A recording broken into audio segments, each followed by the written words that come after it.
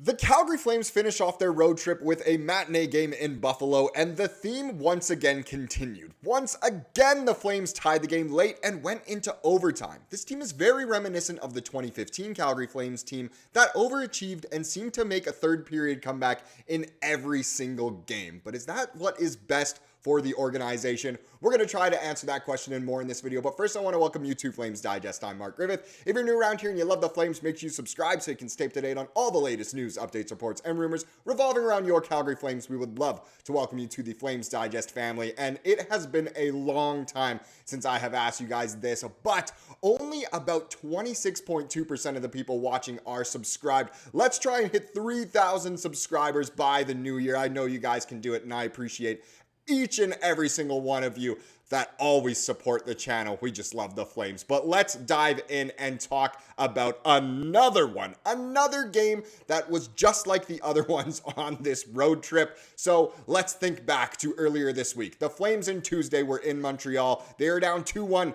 late in the third period. Matt Coronado ties it, sends the game to overtime, and then ends it in overtime right away. 3-2 win against Montreal. Then the Flames go to Boston. They're down 3-1 in the third period. They get 2 goals to make that third period comeback, send it to overtime, but the Flames ended up losing that one in OT. Fast forward to just moments ago, the Flames once again found themselves at a 2-1 deficit in the third period. Lo and behold, Michael Backlund gets an absolute snipe of a goal late in the third. The Flames complete the comeback in the way of drawing it even. If only this was soccer, they could have drawn for sure at the end of 90 minutes. But no, this is hockey. It went into a shootout this time around, but unfortunately the Flames were not able to pick up the win. Once again, they pick up the Daryl Sutter points. So the Flames do get 4 points in 3 games on this little Eastern road trip here. Not a terrible result at all. Could have been so much closer to getting those 6 points, but like I said, we achieved the Daryl Sutter point once again. If we take a quick look at the box score here, Dan Vladar, again, he barely faced any shots. Only 19 shots against in the 3 periods and overtime, making 17 saves, giving up the 2 goals, but then of course giving up the shootout winner as well.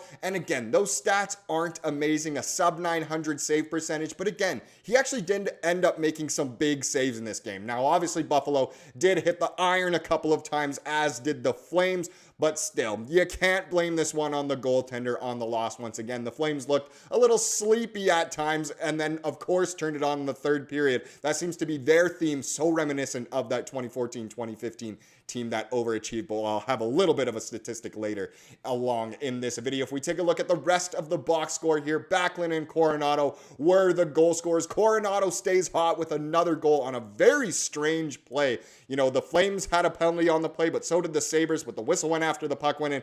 Super strange. If you didn't watch the game, I strongly recommend watching the highlights because there were a lot of weird and strange plays in this one. But Weegar gets 2 apples on the day. Not too bad. Huberdeau and Coleman, the veterans, getting an assist each as well. Not too bad there. So those were the men on the score sheet. If we take a look at what happened in the shootout, the Flames sent out Sharangovich, Kuzmenko, and Kirkland, and none of them scored. And an interesting pick to put Costco Kirkland in there as the third shooter, and obviously the Flames were not able to tuck that one in. It felt a little bit reminiscent to when Daryl Sutter put Nick Ritchie with the season on the line, but obviously this isn't that as big of a deal. JJ Peterka there, as you can see, did get the shootout winner. If we take a look at some of the stats here, so interestingly enough, this game was kind of boring in the way of great scoring chances through the first couple of periods, but it was still a decently exciting game. But shots were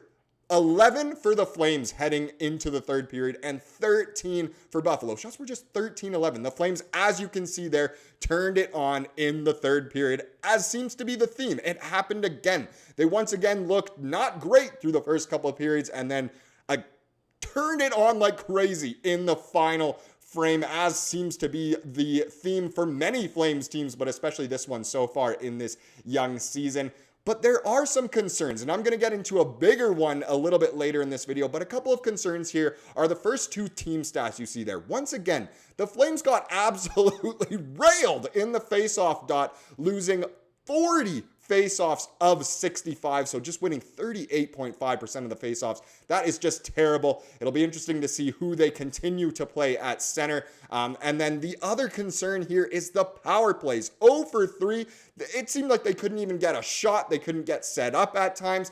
Something really needs to get going there. I know the Flames aren't right at the bottom of the league, but they'll find themselves there soon. So special teams becoming, a growing concern as the season does continue. But like I said, this theme going on, it happened again. The Flames made a comeback, very reminiscent to the 2015 Flames. And if you look here, the most wins after trailing by 1+ goal in the third period in a season in Calgary Flames history was the 2014-15 Flames, who had 11 comeback wins that season. Do you think this Flames team has the potential to do that as well? Very similar teams in the way of, not a total rebuild, but probably on the cusp of a rebuild kind of team. That's where the organization was at, but the team overachieved with some good youngsters. So interesting. Do you think the Flames this year can break those 11 wins?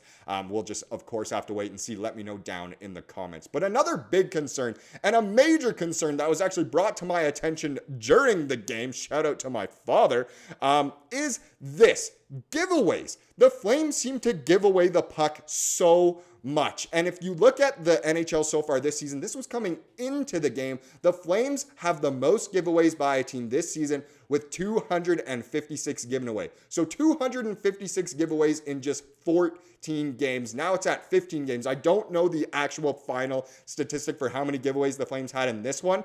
But again, it seemed like they were going to break the record for a single game amount of giveaways. And honestly, it is a major concern. The Flames could be so much better if they could just hold onto the puck. And this is something we said last year too, because if you remember, the Calgary Flames had the most giveaways per game by a team last season with almost 10 giveaways per game. As you can see, they were just barely better than the Oilers were and the Senators as well. It's funny, if you actually look at the top 5, they're all Canadian teams. I think it goes Habs, Leafs next. But either way, the Flames, it's been the theme over the past couple seasons now. And it's funny because if you think about maybe 5 years ago, Mike Smith seemed to be about all of our giveaways and the rest of the team could hold on to the puck with that great defensive unit.